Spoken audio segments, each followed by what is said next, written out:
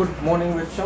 आज ये 12th chemistry की सोल्यूशन पार्ट का 5वां लेक्चर है और इस 5वें लेक्चर में यूँ कहने का मतलब ये होगा कि 4th लेक्चर तक हम लोगों ने बात कर चुके हैं क्या, मोलालिटी और मोलारिटी का डिस्कशन हो चुका है। बट इसमें समथिंग बेसिक डिफरेंट रहता है, उस डिफरेंट को अपने को पढ़ना है। तो सीधे हम टॉपिक पे ही स्टार्ट करते हैं, लेकिन कॉपी पेन लेके बैठेंगे तभी आपको नोट्स बनाने में आनंद आएगा।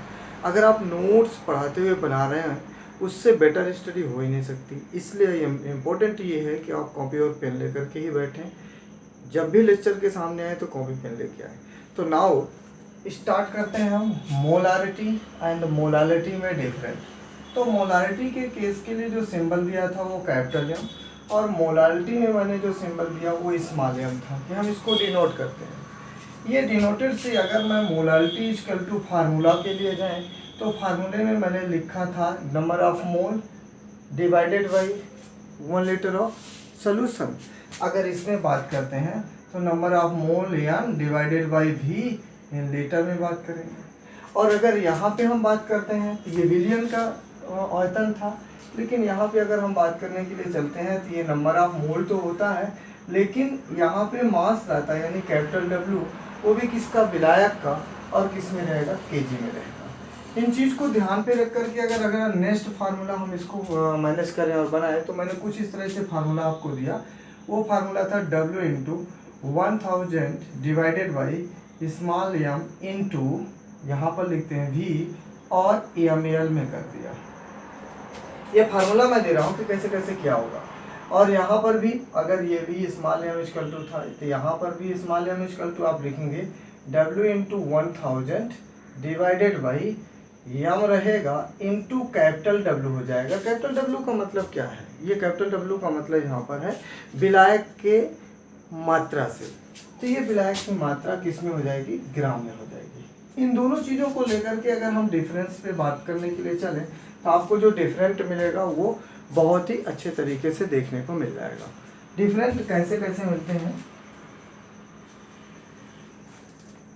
ये अगर आपने इसमें देखने के लिए चले तो नंबर 1 डिफरेंस जो होगा तो यहाँ पर देखें तो अगर आपने मोलरता में डिफरेंट की बात किया तो ये बताना पड़ेगा कि मोलरता का सीधा संबंध विलियन के आयतन से होता है। तो यहाँ पर लिखेंगे मोलरता यानी इसका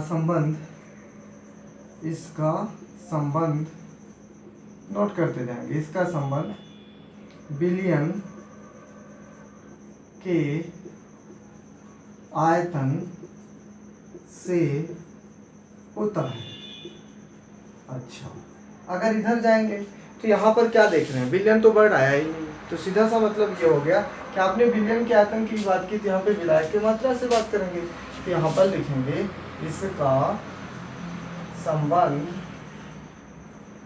इसका संबंध विलायक की मात्रा से होता है। बाकी डिफरेंस बनाते तो आपसे बन जाएगा, ये नंबर 1 हो गया। नंबर 2 की अगर बात करें तो ये भी देख सकते हैं कि किसका इंपॉर्टेंट किधर है।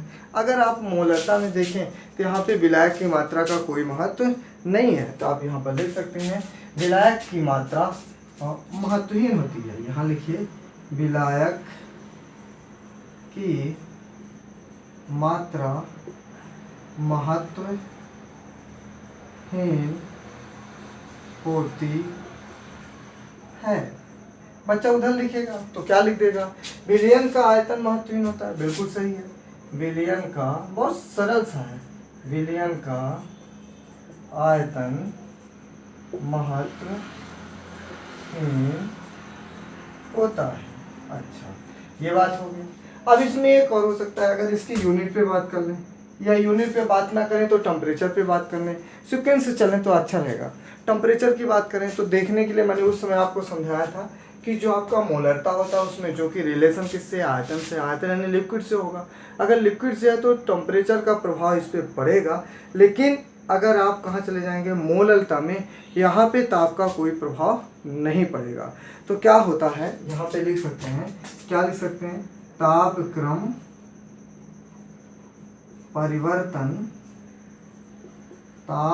परिवर्तन से परिवर्तित होता है। परिवर्तित होता है।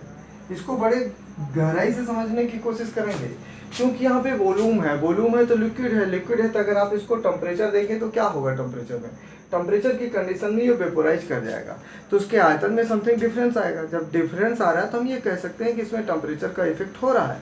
लेकिन इसी बात को लेकर के अगर हम कहाँ पे चलें, मोललता पे, तो क्या हो सकता है उसको भी देख लेते हैं। अगर मोललता पे बात करें तो तापक्रम का कोई प्रभाव नहीं पड़ेगा, तो सीधे लिख दीजिए तापक्रम का कोई प्रभाव नहीं पड़ता, तो तापक्रम का कोई प्रभाव नहीं पड़ता है। नोट कीजिए इसको, फिर अगला नंबर लिखते हैं। कोई प्रभाव नहीं पड़ता है। मैं ऊपर का मिटा रहा हूँ, आपने नोट कर लिया होगा। चलिएगा अब एक और नंबर जो इसका आएगा वो ये लिख देते हैं, इसकी यूनिट लिख देते हैं। तो लास्ट नंबर जो होगा 4 नंबर, उसमें मैं यूनिट पे बात करता हूँ। तो यूनिट क्या लिखेंगे, अगर आप लिख रहे हैं मोलरता की यूनिट तो क्या हो जाएगा, मोलरता की यूनिट में आयतन का संबंध है तो मोल प्रति लीटर हो जाएगा। ये कैसे लिख रहा हूँ, तो उसके फार्मूले से आप यूनिट निकाल सकते हैं। फार्मूले से यूनिट क्या निकाल सकते हैं कि नंबर ऑफ मोल है और डिवाइडेड बाई वॉल्यूम है। तो क्या लिख सकते हैं यहाँ पे, मोल यूनिट यानी इकाई, इसकी इकाई सीधे लिखिएगा, इसकी इकाई क्या होती है, मोल पर लीटर होती है। तो सही है, कोई दिक्कत नहीं है। लेकिन अगर इसमें चले जाए 4 नंबर पे, तो इसकी इकाई क्या लिखेंगे, मोल तो रहेगा ही, पर केजी हो जाएगा। अब ये बात आ गई, ये 4 डिफरेंट होते हैं। आपसे मैक्सिमम मार्क पे अगर यहाँ पे बात की जाएगी वो 3 मार्क तक आएगा। 4 डिफरेंट आपके पास में रखे हुए हैं, बाकायदा आंसर दे करके आप नंबर को गेन कर सकते हैं। ये बात होने के बाद मैंने आपको शुरू टाइम पे बता दिया कि आपको क्या क्या पढ़ना है। अभी इसमें मैंने लास्ट टाइम पे आपको ये सारी चीज़ बता चुका था, मात्र डिफरेंट रह गया था, वो डिफरेंट नोट कर दिया। एग्जाम में बेल आने के चांस होते हैं, निश्चित है कि आप लोगों ने इसको लिखा। अब आगे आप हेडिंग डालेंगे क्या, बहुत ही अच्छा टॉपिक है विलियन का, और वो भी सांद्रता को ज्ञात करने की विधियां हैं, यानी सांद्रता को हम किससे किससे लिखते हैं। तो उनमें से जो अगला टर्म है वो है नॉर्मलिटी यानी नॉर्मलता। हेडिंग करिएगा नॉर्मलता, ये लिखा नॉर्मलता।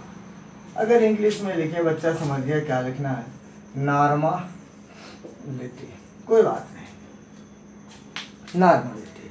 अब इसमें ये आता है कि इसको हम डिफाइन कैसे करेंगे और कैसे लिखेंगे, क्या हम इसमें बात करें और कैसे बात करें, कुछ भी नहीं करना है। यहाँ पे एक वर्ड आता है, जैसे आपने मोल, नंबर ऑफ मोल यानी मोलों की संख्या की, विलेय के मोलों की संख्या की बात करते थे, उसी को आप यहाँ पर विलेय के तुल्यांक या विलेय के ग्राम तुल्यांक की बात करेंगे। मोलों की संख्या के स्थान पर विलेय के तुल्यांक की बात करेंगे। ये तुल्यांक क्या होता है, कैसे होता है, इसको हम देखने के लिए चलेंगे। तो सीधे लिखते हैं, इसकी परिभाषा लिखते हैं। क्या लिखते हैं परिभाषा, किसी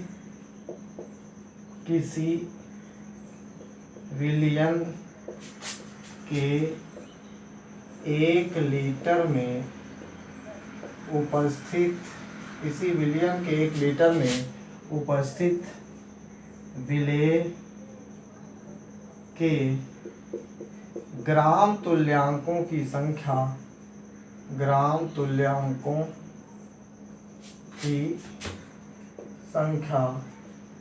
तो ग्राम तुल्यांकों की संख्या लिखते हैं, कहीं कहीं पर मात्र विलेय के तुल्यांक संख्या भी लिखी है तो कोई दिक्कत नहीं है। क्या लिखा है, किसी विलियन के 1 लीटर में उपस्थित विलेय के ग्राम तुल्यांकों की संख्या अथवा विलेय के तुल्यांकों की संख्या, दोनों लिख देता हूँ, अथवा करके लिख देता हूँ, अथवा विलेय के तुल्यांकों की संख्या को क्या बोलते हैं, नॉर्मलता कहते हैं। बहुत सही है, बहुत सरल सा है, नॉर्मलता कहते हैं, बहुत ठीक है कहते हैं। इसे इसमें और नोट करेंगे, इसे कैपिटल N से दर्शाते हैं। नोट करिए, बहुत ही अच्छा टॉपिक है। जिन बच्चों ने इसके पहले के लेक्चर को देखा है उसके आधार पर इसमें को ऐड करना है। मात्र आपको क्या ऐड करना है, जहाँ पे मोलों की संख्या है वहाँ पे ग्राम तुल्यांकों की संख्या या विलेय के तुल्यांकों की संख्या को लिखना है। बाकी सबका सब सेम आएगा, हम बात करते चलेंगे। और आपको लेक्चर में ये बताता जा रहा हूँ कि जो सांद्रता को ज्ञात करने की 9 विधियाँ हैं, उन 9 विधियों में से एक ऐसी विधि होती है जिसमें विलायक के ग्राम पे, विलायक के किलोग्राम में मात्रा की जाती है। बाकी सब में बिलियन का आयतन लिखा होता है। तो आपको ये ध्यान देना है कि यहाँ पर भी बिलियन का 1 लीटर यानी बिलियन के लीटर में आयतन में बात कर रहे हैं। अब अगर इसके फार्मूले को हम लिखने के लिए चलें तो ये नोट हो गया होगा, आपको नोट करिए और फार्मूला को लिखिएगा। फार्मूला क्या होता है, यानी इक्वल टू, इसके आधार पे अगर करें तो कैसे करेंगे, तो सीधे लिखते हैं, क्या लिख देते हैं, विलेय के तुल्यांक की संख्या, बड़ा सरल सा है, विलेय के तुल्यांक की संख्या वटे बिलियन का लीटर में आएगा, बिलियन का लीटर में आएगा। नोट करिए, फार्मूला नोट करिए आप।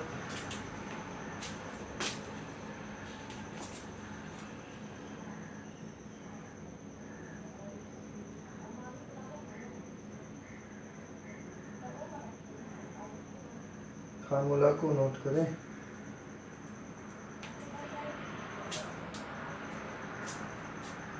हो गया नोट,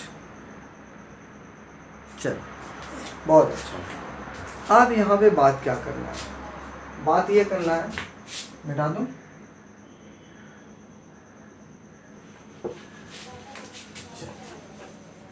यहाँ पे विशेष बात ये होती है कि जो नॉर्मलता के लिए आपने फार्मूला लिया, तो इस फार्मूले को अगर हम अब थोड़ी सी देखने के लिए चलें, क्या देखने के लिए चलें, देखने में अपने को ये पता चलता है कि ये तुल्यांक संख्या होती क्या है। अगर अपने को तुल्यांक संख्या के बारे में बात हो जाए तो अपना काम बन सकता है। आप बहुत बेहतरीन तरीके से बात कर लें।